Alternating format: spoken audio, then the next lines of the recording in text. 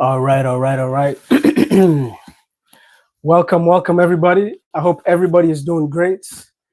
Please put in the comment section where you guys are coming in from. We want to see where all our community, everybody that's joining in, where you guys are joining in from. We want to see exactly where. We'll be live for about 60 minutes.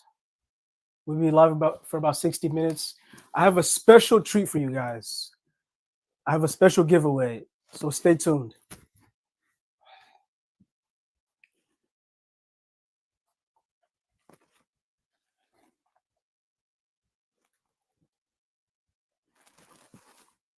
Put in the chat where you guys are coming in from. We see people from New York. New York. New York is in the house. Florida. Nice. Texas. Texas is showing up big. Nice. Wow. Welcome to the Multifamily Real Estate live webinar. So today we're gonna go over three major things. We're gonna go over the main thing, number one, why in 2025 you should be investing in multifamily real estate. Why you should look to acquire commercial multifamily real estate, or at least partner with someone to start investing in real estate in 2025. Number two, we're gonna talk about proven steps that you can take so that you can scale your portfolio, or if you haven't started yet, for you to start investing in real estate. All right. Number three, we're going to talk about the key strategies for you to grow and for you to scale your portfolio. All right. So stay tuned in. This is going to be a great conversation that we're going to have. We have a fantastic guest. We're going to have a great time. All right.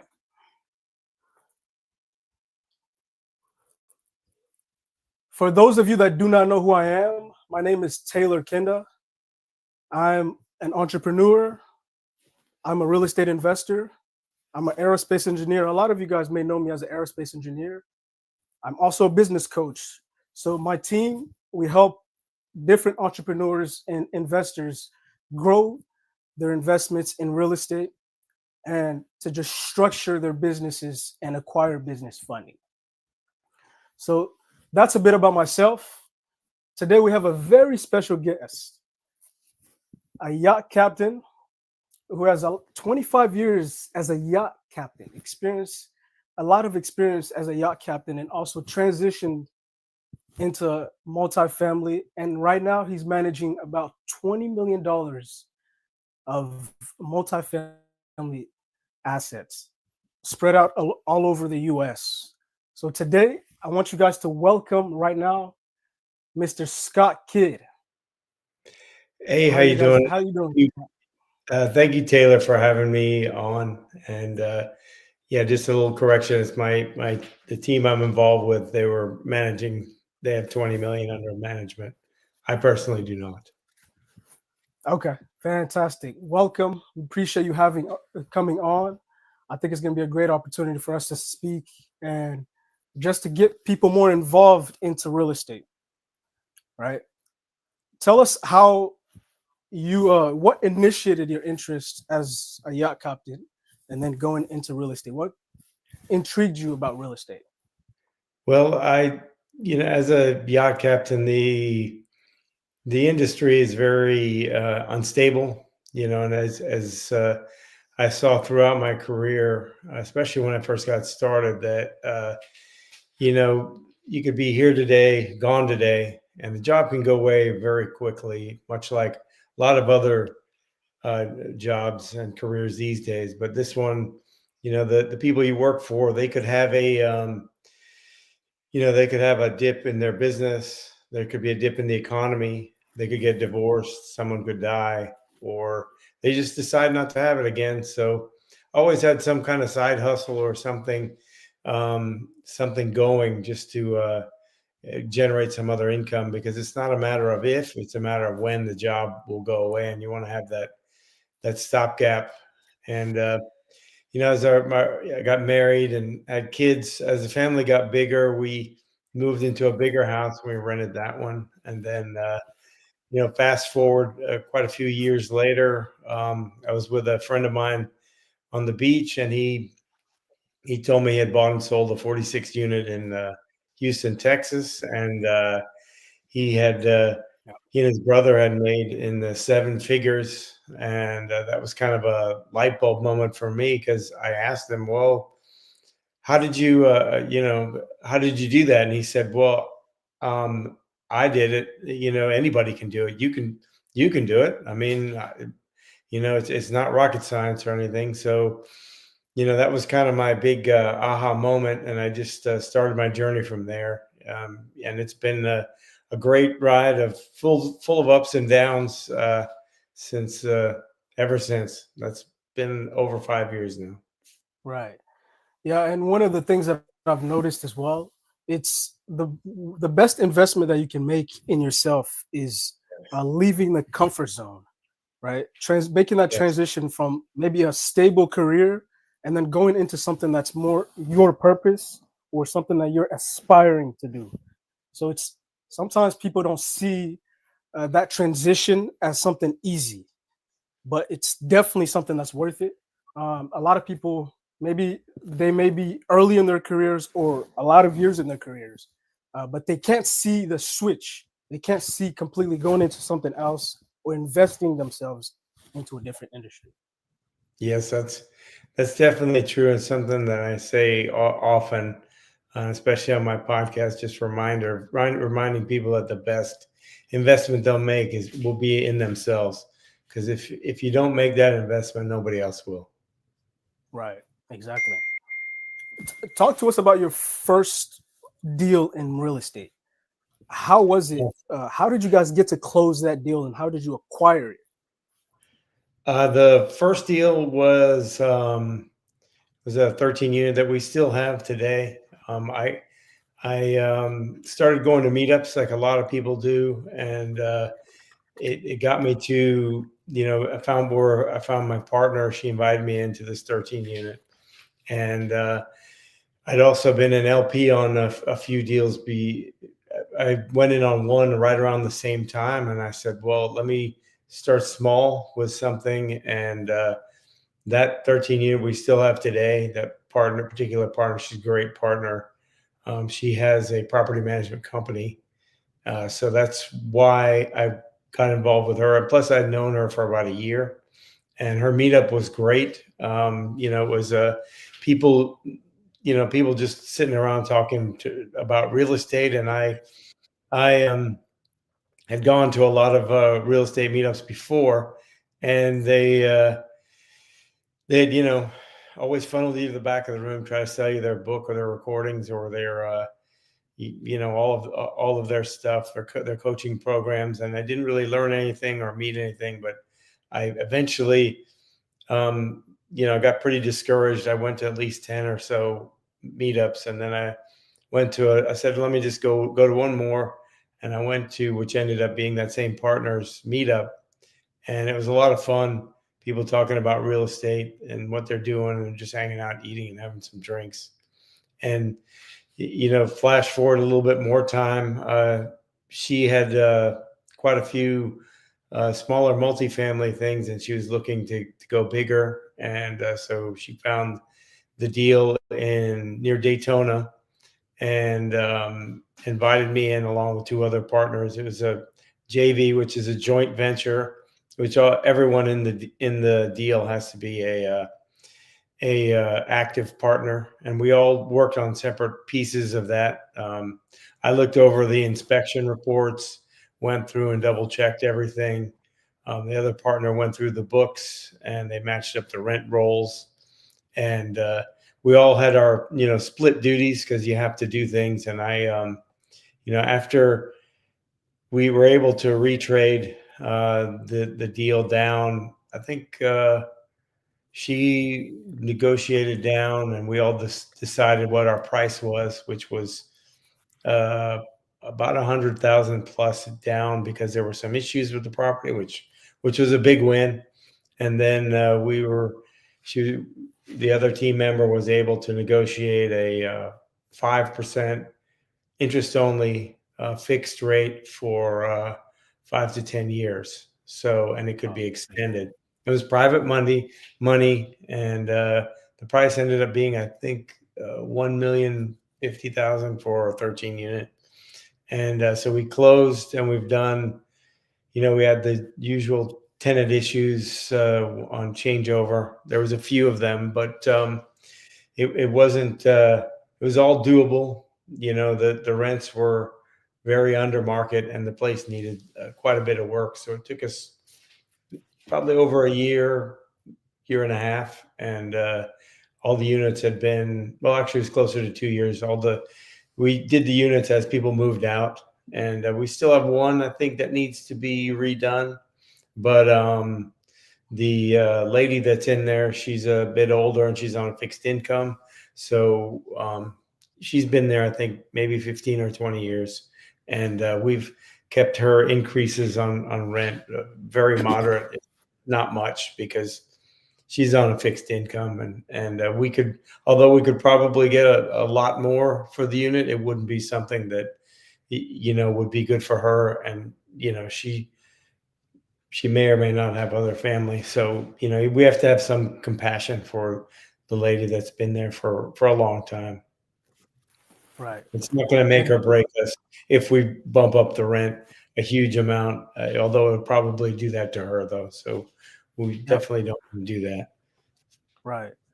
The thing about multifamily is you can go and underwrite a lot of deals.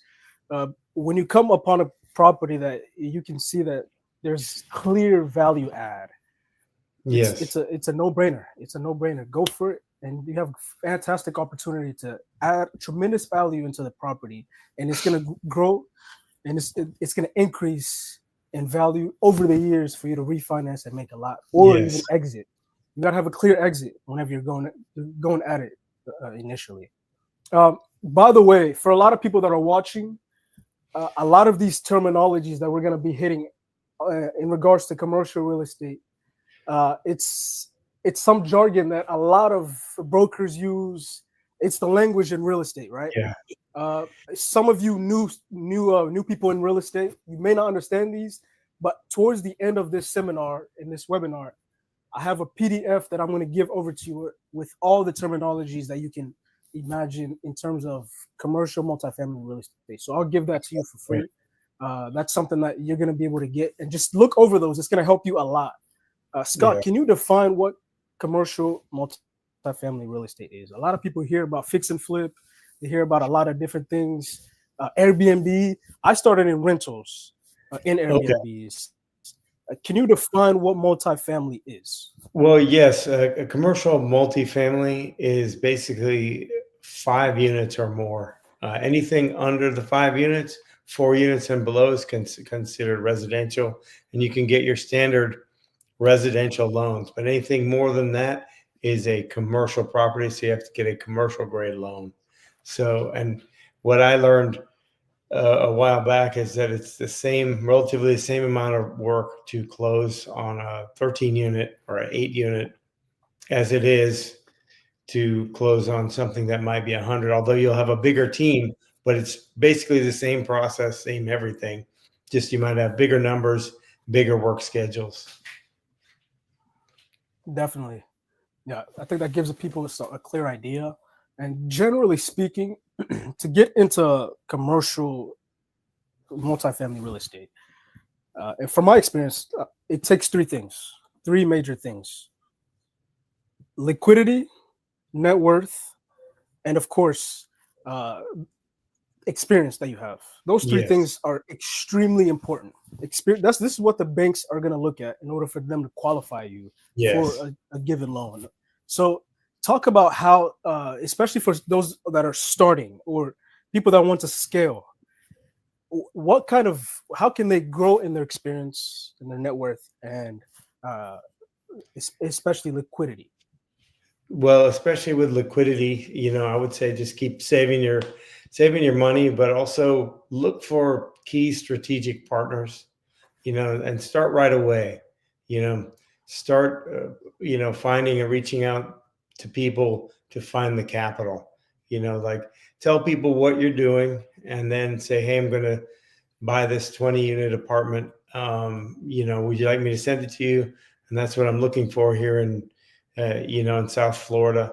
So, start those conversations, tell everybody so that when the time comes, you have the deal, you have at least some soft commitments to where when you need to raise the money, or if you are syndicating it, to do that, or you have a joint venture partner, find, go to these meetups, reach out to people on LinkedIn, reach out to, commercial mortgage brokers. And if the deal is a lot bigger, you will need what we call a key principal, which is a sponsor who can sign on the Right. loan, who will, because how it works with commercial real estate, you have to have someone who has that net worth or better and has enough liquidity to cover the property for X amount of months, depending on the lender.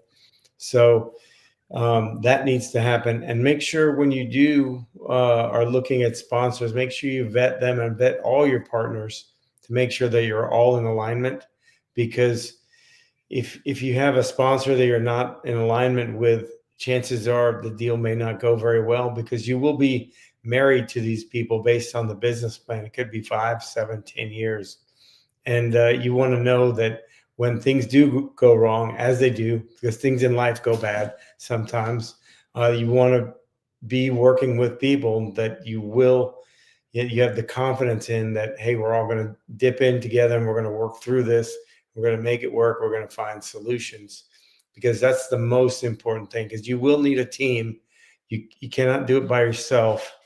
Anyone that tells you otherwise, they're probably misguided, or maybe they're flat out lying to you. But it's just not the way that you can do it. So find those strategic partners, find people with the knowledge, like Taylor was just saying, find people with the funds, and find people with the experience, because you want to align yourself with a sponsor or partners that have the experience, because the banks and the lenders will look at that heavily. And if you don't have the experience, they're not going to loan you the money. And you want to have a sponsor that has the experience, but's willing to teach you and help you and guide you, so that when you stay out of trouble, you don't get a bad deal, and you're not in misalignment. So you have these bad situations that can come up, because it is, you can lose money. You can make a lot of money in this line of work, but you can also lose a lot of money.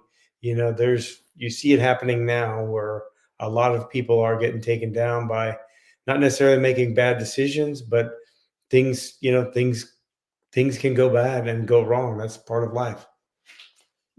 Definitely, yeah. That's well said. From what I've seen in my experience, a lot of people typically try to go at it alone, solo, which is probably one of the most difficult things you can do in multifamily Yes. real estate. It's a trap for yourself. Yes. It Yeah, can. I don't know if you see that yourself, but it makes it extremely difficult for people to just go at it alone. And you may ask yourself, how exactly can I partner with a lot of different people that have already experience? They already have experience. They Yeah. have money. You got to get in the right room. Some of you Yes. got to get out and get into the Definitely. right room and build connections. Yeah. That's That's why it's important for you to strategically partner with individuals that are already around you doing deals. You got to get around people that are doing deals. Is that yes. right? Yes, most definitely, because you got to put yourself in the new rooms. You're probably not going to find it where you are right now, because chances are, I mean, like myself, I didn't know really anybody that was doing it other than my friend when we're at the beach there. And so you have to keep going to these meetups, keep going to national events, get on YouTube. I mean, a big thing for me was YouTube University. I went on and I followed Bigger Pockets. I followed Ken McElroy. I followed, Brian Burke. I followed all the major podcasts, and I listened to them relentlessly. I read hundreds of books. I mean, and I get books. I'm a pretty avid reader anyway, and I try to read every day because there's always more to learn about all this stuff. And as you grow and you keep doing these things, you will grow into all these things, and you will grow in accordance with the people you have around you. So, change the people Right. that are around you. You don't, I'm not saying get rid of your friends or your family, although you may have to spend more time with these other people that are doing the things that you want to do. Because if you show me, there's that saying, show me the five people you hang around with, and I'll show you who you'll be. I think it's something like that. I'm not quite sure, but it's pretty close That's to it. that. That's exactly what it is. I mean, your network is your net worth. The Yes. people you know, they make a huge difference. Scott, Yes. talk to us about some mistakes people can avoid early on in order for them to scale. Um, well, mistakes early on. Don't be too hasty to jump into a deal or a partnership. I've done that, and it didn't work out. There's sometimes it worked out okay, but majority of the time, if you choose a bad partner, a bad partnership, make sure you vet all those partners and make sure that everything you do with those partners are in alignment. It's a clear business plan, a clear strategy, and don't be too hasty to jump into a deal, because to where if you're really hasty, you might overlook some things that you'll look back on later like, oh, those are really big red flags, or because I've had other businesses where I got into partnerships where each of us were good at a couple things, and when things got kind of not so great, you know, things got sticky, and certain people did not react the way I thought they would react. And they just kind of checked out. And that's not what you want when you're having issues in business or in life. You have to deal with those issues right away, or they will just get infinitely worse, especially with multifamily real estate or any commercial real estate. If you just let the problem go, it will become a huge problem. And life is no different. Perfectly said. I mean, majority of us, whenever we're going into real estate or any type of investment, probably the biggest hurdle that we have to go through is the financial hurdle, right? Uh, Yes. what what capital it's going to take, how much it's going to require for me to put in, because the money you put in, you want all that money to come back plus more. Yes. That's essentially why all of us are investing. Yes. And a lot of people are hesitant because maybe the money that they've made is maybe $100,000. It took them maybe 2 years to acquire that, and for them to put it into something and to lose that, it can scare somebody. Talk to us about Yes. some. You have a comment off that? Oh no, just I would also question then that uh, would it be losing that money is definitely scary, and we've all lost money and gained money. Something that to me is Right. scarier is being in the same position a year later, 2 years later, 5 years later. Exactly. Inaction. That's scarier to me than losing the $100,000. Granted, that is terrible, and that's not a good feeling. I've been there. That's not great, and neither is good. But if you lost the money and you took a chance, well, you took the risk, you took the chance. You know, you just have to take it on the chin and move forward. You'll make it back. It's just how it is. That's a different mindset than thinking about worst case scenario. If I'm going to lose, what happens if I lose this? Well, what if that goes infinitely well? What if that 100,000 becomes 200, and then you put in something else, it becomes 800, or a million, or what have you? If you change that mindset, you know, things could work out a lot differently for you. Exactly. here's one thing that I learned. If I learn something, it's this: inaction is a decision. The fact that you choose consciously not to act or invest in something, that's you deciding. It's probably the most expensive decision that you will make. So you gotta have the ability to understand the investment that you're going into. And if you don't understand the investment, that's why it's important for you to get around people that are already doing deals and they're actively doing deals so that you can learn. And if you fail, you fall forward and you keep moving until you are accumulating the assets and the wealth that you're aspiring to achieve. Yes, that's so true that you have to take that action because not making a decision is a decision. You're consciously making that choice not to do something, and whether you call it inaction or not making a decision, either one, if it's better if you say no, that's not for me because you've actually made the decision. But if you just don't do anything, and that's infinitely worse because you'll miss, and then later on you will have those regrets when you see other things work out great. How many times have you said, "Oh, I should have bought that stock," or "I should have bought, 20 years ago, I should have bought there." Well, you should have bought everything 20 years ago, and now is 20 years from now. Buy everything you can at a good cost basis and in a good location, and make sure it's cash flowing and pays for itself. And that's a simple formula. It's, there's other things into it, but if it checks those boxes, investigate further. Yeah, right. Let's talk about raising capital for a bit, and that's probably one of my favorite parts. And some people don't understand the term syndication. A lot of people may. Let's talk about syndications and crowdfunding and ways that people can raise capital. What are some ways that you have been able to raise capital in your business, in your investments?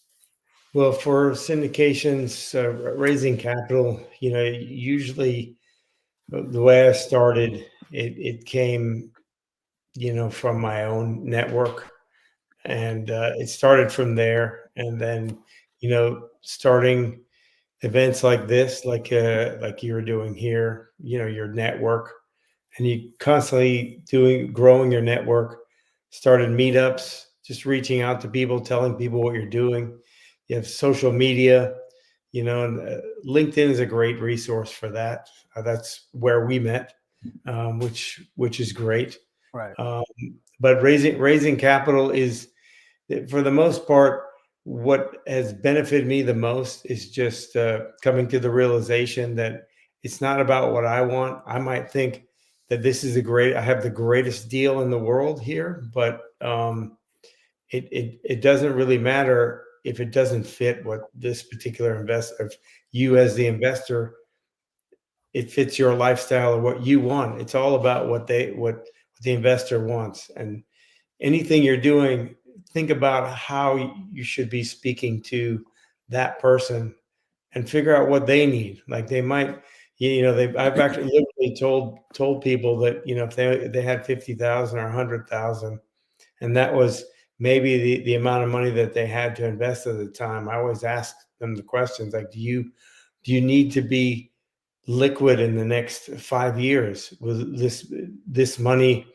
need this money? And if they say yes, I will tell them immediately, this is probably not for you, because you may need this. Like your kids might need to go to school or might need an operation, or, something might happen. So you need that liquid funds. So make sure whenever you're raising any kind of capital, make sure that you understand that it's 100% about the investor. 100%. And in regards to syndications, a lot of people will just looking at the power of scalability, right? By yourself alone, you can perhaps go fast, but in order for you to Yes. go far, teamwork is the way to do it. And that's Yeah. that's exactly what syndication is, because these Yes. assets, these multifamily assets are massive. They're millions and millions of dollars. Unless you have millions of dollars laying around, and even if you do, you don't want to put your own money into that. That's a lot of risk Mhm. that you're taking. So that's where the power of syndication, the power of raising capital comes in. And that a lot of that is your network, the people that Yes. you know, the people that you're around, and the ability for you to actually negotiate and work through these deals. Yes. Most definitely. I like when you said that, when you say if you want to go fast, there's that saying, you want to go fast, go alone. If you want to go far, go together. Because, Exactly. a syndication is basically, you have the general partners and the limited partners. Just, you always think of it as, the general partners are the operators. They're the ones operating the deal. They've probably found the deal. They've raised the capital. They've done all the due diligence. They've gotten the loan, and they're all going to find, have in-house property management, or they're going to have a third-party property management. They're going to do the asset management. So there's a lot of jobs that go into it. And the limited partners are the people that they raised the capital from, and they have a passive they're passive in the deal. They can, they'll get receive reports from the general partnership team, once a month, once a quarter, whatever the arrangement is, and they're basically the ones putting up the money, and they get the lion's share of the money, because they're accepting the most risk, because they are the ones putting up the money and putting their faith in the general partnership team. And it's very important when you're vetting a sponsor or a fund manager, is, do they have any kind of skin in the game? What is their experience? What is their track record? Do they have any, judgments against them? Ask these questions. It's your right to know. If they do not, want to answer these questions, or they say no to a background check, I would suggest you probably move on. Because you have to do your own due diligence. Granted, things happen. If they say, yes, we have a deal that's not doing very well, and because of X, Y, and Z, and we're trying to recapitalize it, or something like that, that would be a different story than them just not telling you. Right. Definitely. The power of syndication is amazing. And we won't stay on that topic. Let's talk about skills that people need in order for them to invest in real estate, and especially in commercial real estate. Some people might be strong in analytics, like myself. I have an engineering background. In Some engineering, people might be right. Some people might be good in communications. What are some skills that people need in order for them to get into real estate and commercial real estate? Um, I would say start first, like, say, like, we were a prime example. You were talking about what you do now. You're an engineer, so you're very analytical. You're probably very good at underwriting. You can be a part of a team by being a great underwriter. Because if you're doing some type of business, or you're a CPA, you're probably going to be understand the numbers, the profit and loss, and be able to understand a lot of the paperwork and financial due diligence that goes into it. Another thing is a very important thing, is to be able to work with other people. So communication skills, whether you're, I'm not saying to have a heavy sales background or anything, but just to have the ability to work well with other people, work on a team. Sales background is really great, especially if you're raising capital, or trying to find a sponsor, or negotiating a deal, or speaking to all these brokers. Because if you are doing the acquisitions, if you have a sales background, you're okay with a lot of people probably saying no to you a lot. So you move on. That if you do a certain amount of calls, you will find the property. You do a certain amount of drive arounds, a certain amount of check-ins. And so sales background is good, but all of it takes communication. And I think two of the most important things are communication, and being able to work, the ability to work on a team. And if you're also, another thing is, if you're good at management, it could help you, managing as asset manager. managing the property management, managing the projects. Project management can be pretty intensive on some of these larger value add projects. So management skills are important. So, if you focus on any one of these skills, you can be a part of a great team. Right. And the reason I asked that question is because a lot of people are complacent. They're comfortable where they're at. Yes. Maybe you're a lawyer, you're a nurse, maybe you're Yes. a physical therapist, whatever you may be. You've done it for maybe 5, 10 years, or you're aspiring to be something. You're in school and you're Yes. complacent, you're comfortable where you're at, and you're not willing to take the risk and to use the ability that God has given you. You don't want to use the gift that God has given you to expand yourself because you're comfortable where you're at. I want to encourage people to expand their knowledge, learn more, get more out there so that you can use the most of yourself, and you can how can I say, you can, your ability to impact others can be powerful. Yes. Yes, that's it's so very well said, and it's very impactful. That and I would recommend, before you get involved in a syndication and become a general partner, think hard if that's what you want to do, because there's a lot of work that goes into that. It's a job. Each one of the person on the team is can be a full-time job. So, if you do have a strong career, say as a doctor or a nurse or engineer, you can also invest passively as the limited partner to learn and see.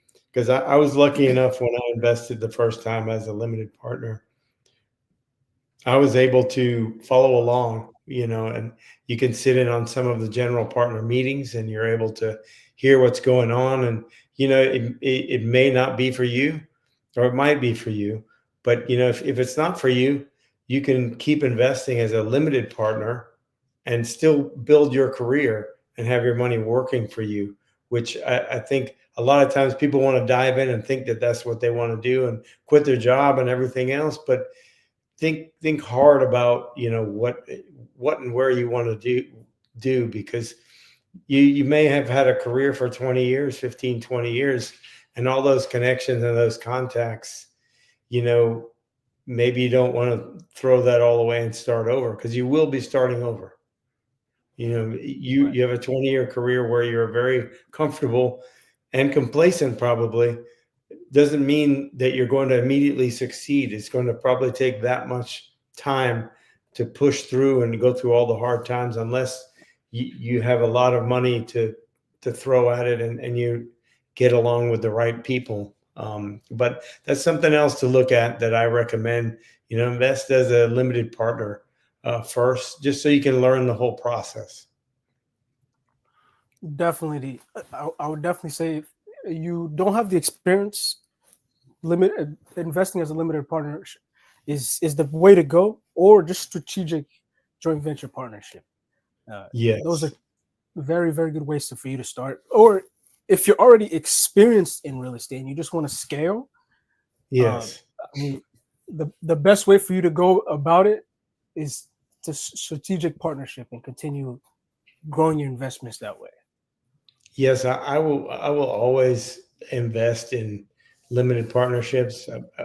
Because when deals turn over, I would like to have a certain mix of that in my Mm-hmm. portfolio, because Portfolio. certain people I trust. Hey, this is a good deal. Okay, well, Taylor's over there. He's doing these commercial real assets. Okay, that's good. That produces some good cash flow. And then when the deal turns over, you keep moving it around, because it's I think it's just very important to keep investing it, keep the money moving, Right. Right. Let's talk about the current market as it stands in 2025. Why should people invest right now in 2025 and not wait? And what do you see happening in the market in the next year or 2 years? Well, while I don't have a crystal ball or anything like that, I would say that 2025 multifamily real estate especially is 25 to 30%, even more off the peak than it was. I think it was March 2022 was the peak, somewhere around there, or 2023, somewhere. I forget the exact dates, but that's nationwide, and real estate is local.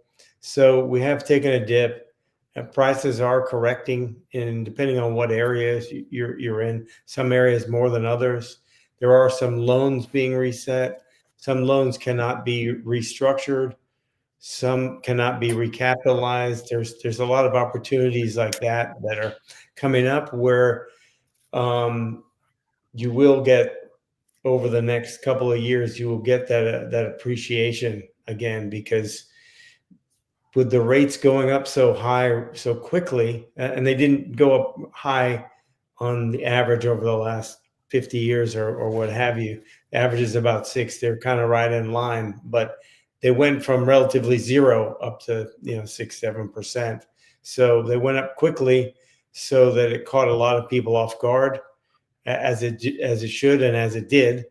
There's a lot of opportunities with properties being in financial distress, and others that are just in distress in general, physical distress, where they're not allowed, because the rates went up so much. The loan is now at 6% instead of, it was at 3.5.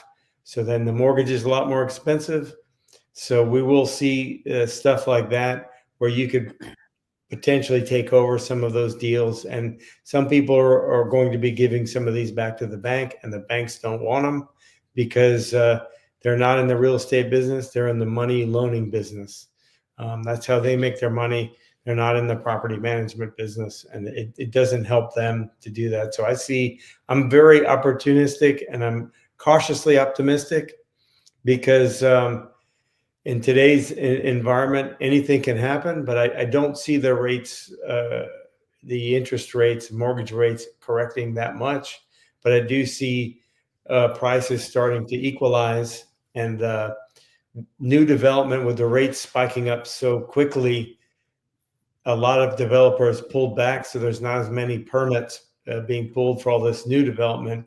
A lot of it came online last year, and there's not going to be there won't be a whole lot coming on the end of this year, and next year it'll be even less. So I think we'll see rents start to kind of stabilize and start going up again. So I think it's a unique time. It's not 2008, where, because most of the loans are fixed rate loans that are pretty good. But we will see some distress over the next year, which is a great opportunity. But that's why I always stress, that you can't buy from the sidelines. You have to be in it and keep going, right? Because you're going to be closer to the deals, and closer to the money, and closer to the opportunities, than if you hang back and try to run in. But because by the time you run in, you'll probably have missed it. Exactly. That's my biggest point. If you wait too long, you'll miss the wave. And right now, Yes. the people that are investing in this market are the ones that's going to be winning 5-10 years from now. Yeah, if you're So if this you're is the always in time the to get in. water, if you're always in the water, you never miss the wave. Exactly. That's well said. I mean, I haven't heard that analogy yet, but I like it. I just thought about it when you said the wave, and I was like, because you can't catch the wave from Exactly. the beach. If you're in the You can't. water, you won't miss the wave. Right. I Yeah. mean, all of us as investors are expecting and waiting for interest rates to come down as much as Well, they can, right? we'll keep that one going. That'll be ours. Right. We'll coin it. We'll take hold of that one. I like it. Yeah. I Yeah. mean, the most important thing in real estate, guys, uh, the location. That's the Yes. most important thing in real estate. You can have a killer property, but if it's in a terrible location, it won't Yes. help you much. So what you're No. investing in is also the place around the asset, right? And this is Yes. why I encourage a lot of people to look at the right markets. Don't go buy something in a market that is not up and coming. Look Yeah. into where there's growth, where you see people are moving, where there's potential. That's where you want to be investing. Yeah, that's definitely certain. Where the employment is coming, that's generally where the population is moving. And you can't move the property unless you own a mobile home park or you own the mobile home. You can't move the whole park, as you can't move the land. But it's one of those things where location is one of the most important things to look at, because if you're in a D area and you have an A property, that place won't go anywhere. You'll probably lose your shirt. And one thing that I always say is like, and granted, this doesn't happen anymore. I say if my wife cannot go there in the middle of the day and pick up the rent, granted that everything's electronic nowadays, but if it's a place where she can walk there during the day, it's not a place I want to buy into. Definitely, that's a good method. I haven't used that, but I mean, well said. There's some questions that I want to get to that some of our audience is asking here. Okay. There's Isaac. Yep, Isaac. That's asking me what causes the most pushback from banks when trying to qualify for a loan.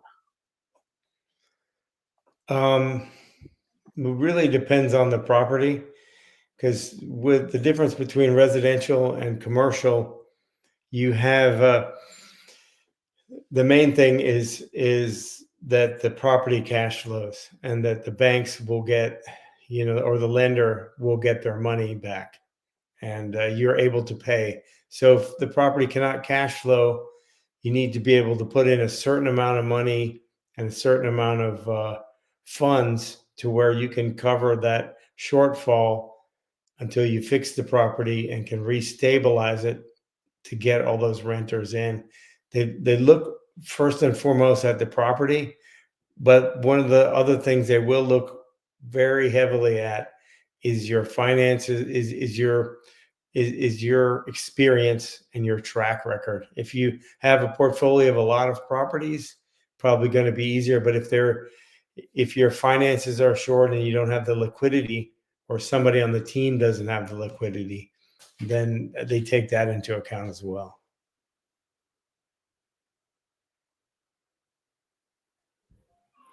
Definitely. Yeah, there's a lot of things that banks look at, like we were mentioning earlier in the entire deal. There's, of course, the liquidity, and then the Yeah, experience, the net worth.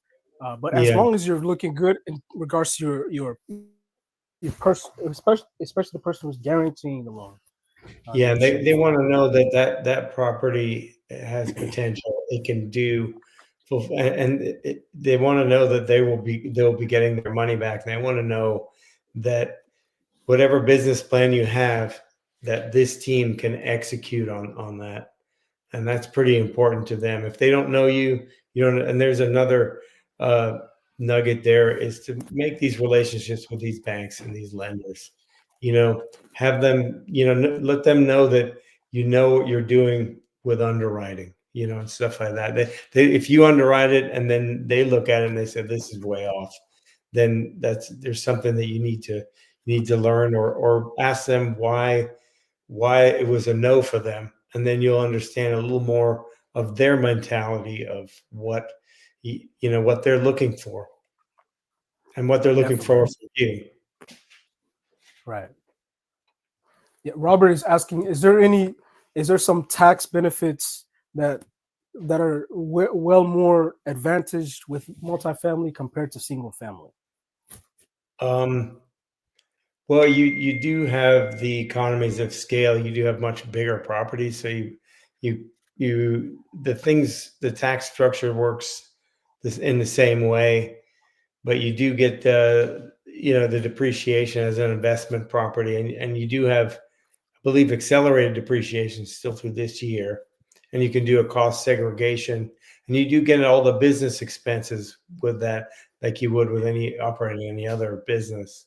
But the major ones between residential and commercial real estate is just that you're probably going to get a larger amount of depreciation, and a larger amount because you're talking about bigger economies of scale. Definitely.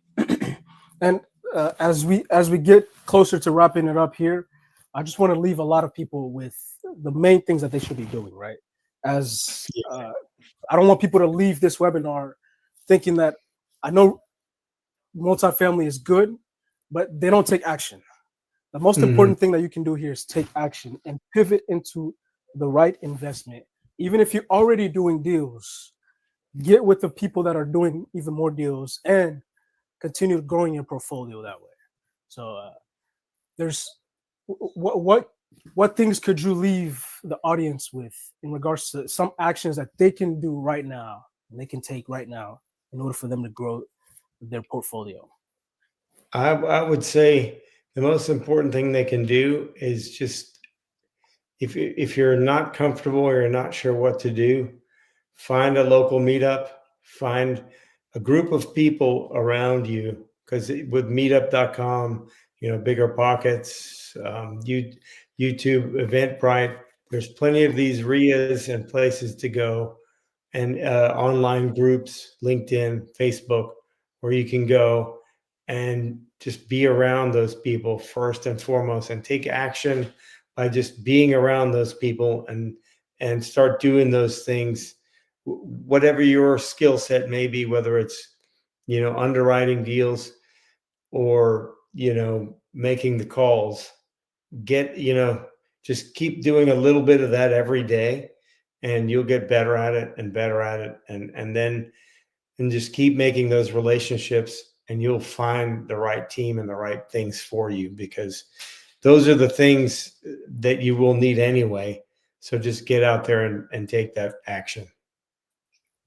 Definitely, action is probably the most important thing that you can do here, and it's very important because without that, there's no growth for you to. There's no room for you to grow, right? If you do nothing, nothing will happen. Nothing. Nothing at all. All right. I appreciate your time, Scott. I know you could have been off doing other things, maybe working No, on some that's deals, okay. or since you're in I Florida enjoying the sunshine. Well, I can talk about real estate or yachts all day, every day until my wife's eyes roll back in her head, and then I know it's time to shut it down. Yeah. By the way, what places do you go when you're cruising? I've been, to the Mediterranean, Caribbean, New England, Canada, the Great Lakes, Wow. Alaska, the west coast of the U.S. Been to China, Ooh, China. Central America. Yeah, I went to China. I was finishing building a yacht for a family over there. I do Interesting. not recommend it, but it was probably the Yeah. best and most experience. It made me, in a lot of ways, it made me see what I was made of, because it was. Cool. Um, China is a different place, and nothing against the Chinese, but they're good, strong, tough business people. Right. Yeah, Interesting. yeah. Scott, what's it gonna take for me to come out on the yacht? On the particular yacht I work on, it will be 200,000 a week. A week.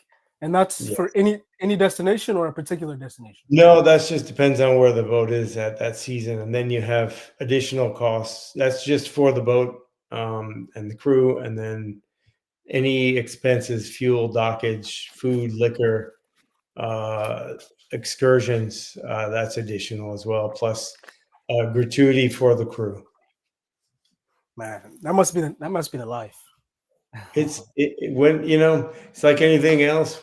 You have some days are better than others, but I I tried working in the corporate world, and it didn't work out very well for me or them, mostly them. Interesting. All right. Well, thank you very much for your time. We appreciate your knowledge, your experience, and being able to share everything that you've been able to do. Tell us where we can find you and what deals are you currently working on right now? If you want to find me, it's pretty easy. It's investwithscottkid.com and all my social media, everything podcasts. The Yacht Captain Investor podcast is there as well. Currently, we're working on building out a fund for a lot of properties where you are in Dallas. It's all new development construction, multifamily. We have four projects going, 3 stages in each of about average of about 120 units each. So we have several deals going. These can be built with our development partner concurrently, so we can have 4 of these going at the same time. We're currently building out the fund to raise funds for that. So feel free to reach out if you guys are want to know more about that and how development works. Glad to talk about any of this with anyone. For sure. Thank you very much, Scott. Well, thank you so much for thinking enough of me to have me on here. I really appreciate it. It's a lot of fun. We'll have to do it again. Of course, we will. So there you have it, guys. Very intelligent individual, and this is Scott's experiences to prove to you guys that it's possible, right? For you to get into real estate, it just takes the right involvement and the right action. And that's what I want to share with you guys right now. So go ahead.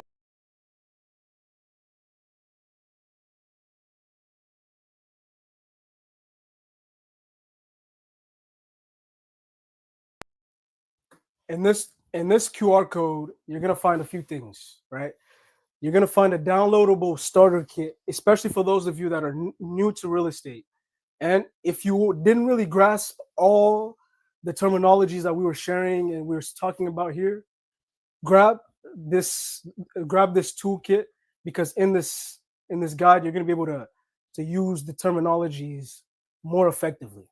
And most importantly, and this is very important for you to scan this QR code and schedule a 15-minute strategy call with me and my team. If you're serious about getting into real estate, if you're serious about expanding your wealth, tap into this link and start investing with myself or start investing with Scott.